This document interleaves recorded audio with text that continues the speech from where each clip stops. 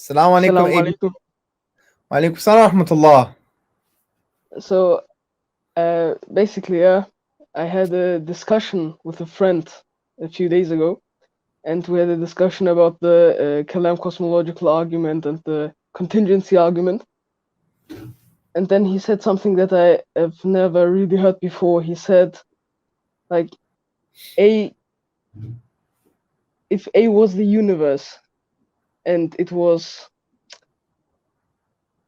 dependent on something, then A would be dependent on B, B would be dependent on C, and C would be dependent on A.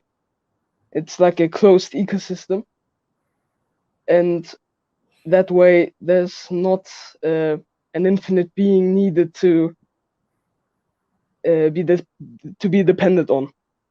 This goes back So to- I would, Yeah, so this is fallacious because this indicates that causes are their effects, or effects of their causes are the effects of their own self. So if A causes B and B causes C and C causes A, then A causes A. That's what that means.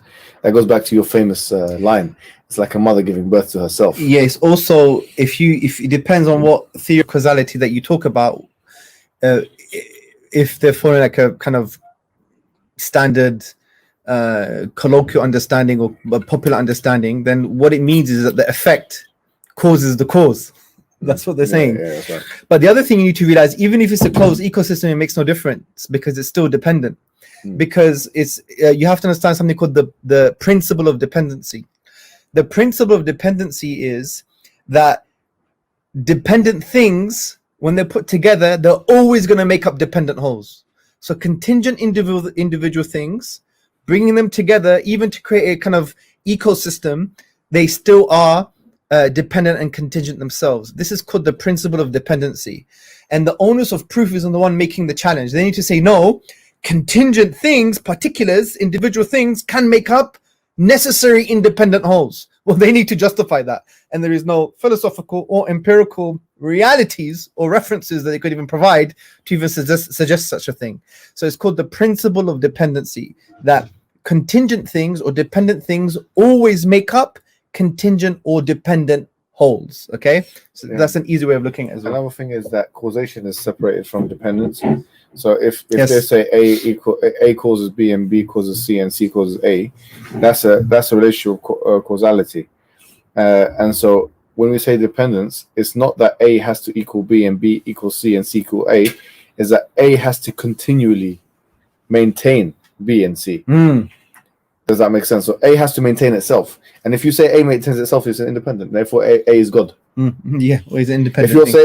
If you say A, if you apply this to dependency, was independent, right? Because if you say A is B depends upon A and C depends upon B, and dependency is defined as something relying on something else for its existence. That's the definition of dependence, which is different to causality. Because I can cause my child, but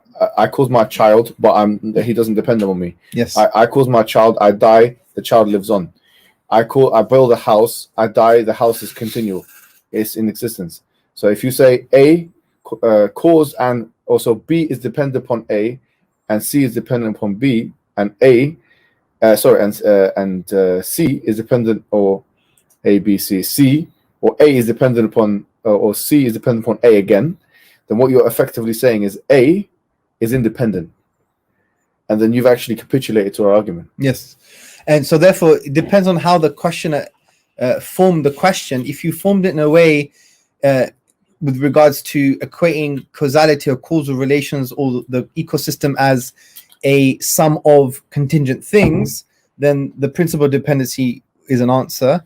If you really spoke about it in the sense of causal relations, then both answers are satisfactory on both interpretations of the question. But just to summarize the point, yeah. Once again, dependence is different to causation, because causation or cause is something which brings rise to phenomena. Yes. Whereas dependence is defined as something which relies upon something else. So if B relies upon A, and C and B continually relies upon A, and C continually relies upon C, and A continue and C continually relies upon A, that must mean that A continually relies upon itself, because A is the cause or is dependent of B, and B and so on. Yeah, which means A is independent, which is capitulation, because our initial proposition is there cannot be a series of dependent things ad infinitum without reference to an independent thing. So if you say that, once again, B is dependent upon A, and C is dependent upon B, and A is dependent upon or C is dependent upon A, that must mean A is dependent upon itself. Yes. And if something is dependent upon itself, it's independent. An interesting way of looking at it, bro, as well, is if what he's saying is true, there is this causal closed system, and it's like some kind of circle. What that means is that every single effect, every single cause became an effect, right? And which means that every single thing in that ecosystem had a beginning, which means that everything in that ecosystem is finite, which means that everything in the ecosystem is contingent. Therefore, you could apply the principle of contingency even in this causal chain. That's a good point, actually. Yeah. So I just thought of it now because I was trying to, because there can be a link if you have a causal, like a circle. Then the dependency can be brought into because if there is that circle, then each of them must the causes end up being effects as well. Therefore, they're finite. If they're finite, they have to be contingent. To be fair, this thing, Avicenna mentioned it when he was talking about the possibilities and said it's impossible.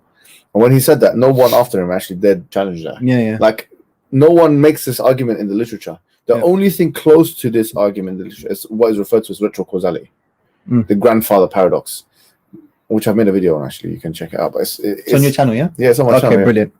Right. Thank you very much. Those are very good questions. That exercised our mind. Thank you very much. Thank you.